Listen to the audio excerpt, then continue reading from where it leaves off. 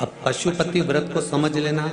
कई माताएं गलती करती हैं, कई माताएं व्रत को नए नए तरह से करती हैं। कोई कुछ बताता है, कोई कुछ बताता है, कोई कुछ बताता है।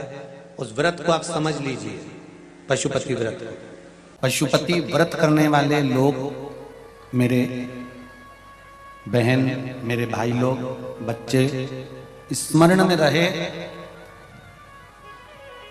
कि जिस दिन आप पशुपति व्रत उठाएं, सुबह के समय पर जो थाली पूजन की लेकर जाए। पशुपति नाथ के 5 व्रत होते हैं, छठा नहीं होता। कितने होते हैं? 5। पहले व्रत में थाली लेकर जब सुबह के समय पूजन करने मंदिर जाएं, अभिषेक पूजन कर कर बाबा से विनती कर कर आए। वही थाली में सामान उतना लेकर जाना कि शाम की पूजन भी हो जाए।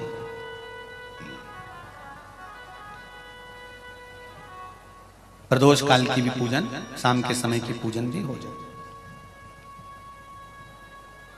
थाली वापस ले आए, रख दें उसको ढककर। शाम को जब पूजन करने जाएं तो 6 दिए, मीठे का प्रसाद,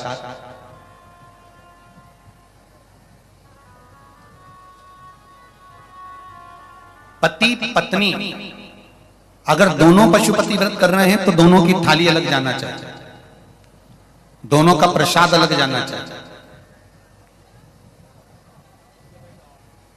कढ़ाई में से प्रसाद के 2 हिस्से नहीं होना चाहिए। कई माताएं बड़ी चतुर होती है कि 2 थाली लगना है, पति भी पशुपति व्रत कर रहे हैं तो अपन हलवा बना लेते हैं सीधा, आधा इनके काम आ जाएगा, आधा हमारे काम आ जाएगा। मतलब पहले ही कढ़ैया में 2 हिस्से होगा तो वो प्रसाद स्वीकार नहीं होगा। विशेष ध्यान रखना।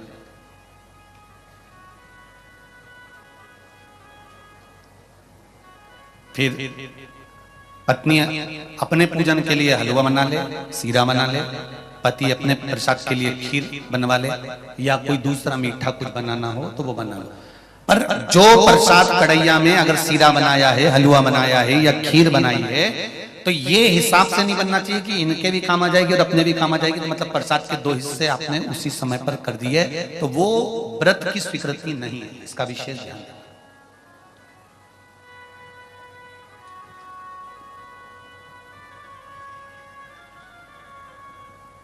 पशुपति व्रत सुबह जो थाली लेकर गए हो, शाम को वही थाली जाती है। 6 दिए जाते हैं, प्रसाद जाता है, पूजन होती है। शाम को प्रसाद के 3 हिस्से हो जाते हैं। 3 हिस्से होकर 5 दिए मंदिर में लगाए जाते हैं। पहला जब व्रत रहे तो बाबा से बेलपत्र चढ़ाते समय विनती करी जाती है प्रदोष काल में शाम के समय कि बाबा, मैंने ये पशुपति व्रत उठाया है, इस कार्य के लिए कर रही हूं, आपके बल पर है और आपको ही करना है। बाबा से निवेदन कर कर, विनती कर कर, दिया साथ में लेकर, प्रसाद के 2 हिस्से मंदिर में छोड़कर 1 हिस्सा लेकर घर की ओर चलना है। घर में प्रवेश करते समय राइट हैंड में सीधे हाथ की ओर बैठकर दिया लगाना है। चाहे तुम्हारा मुख दरवाजे की ओर हो, चाहे बाहर की ओर हो, पर प्रयास करा करो जब दरवाजे का दिया लगे राइट हैंड का तो मुख दरवाजे की ओर। सीधे हाथ की ओर दिया लगाओ आराम से बैठकर। दिया लगाते समय बाबा से विनती करो, बाबा मेरा ये कार्य है, आपको सफल करना है। दिया लगाकर अंदर प्रवेश कर जाओ। भोजन करने से पहले जो प्रसाद आप 1 हिस्सा लेकर आए हो, वो प्रसाद का हिस्सा पूरा खाइए, उसमें से किसी को देना नहीं है। केवल आप व्रत कर रही हैं तो उसका हिस्सा आपको ही।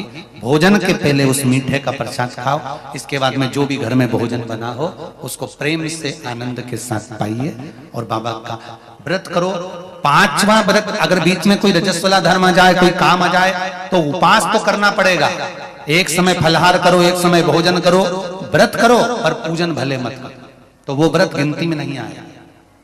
गिनती में वही व्रत आएगा जो आपने शिव मंदिर में जाकर पूजन करी है। पशुपति नाथ का व्रत वैसे तो मंदिर के अंदर ही करना चाहिए, मंदिर पर ही होना चाहिए। पर साउथ में, दक्षिण में अगर मंदिर के अंदर नहीं जाने देते तो बेलपत्री के वृक्ष के नीचे करें। बेलपत्री के वृक्ष के नीचे भी नहीं करने देते तो फिर घर में करें। पर एक बात का स्मरण रहे, घर में करने पर उतना फल नहीं मिलता जितना मंदिर में जाकर करने पर प्राप्त होता है। ध्यान रखना। मंदिर में जाकर करें।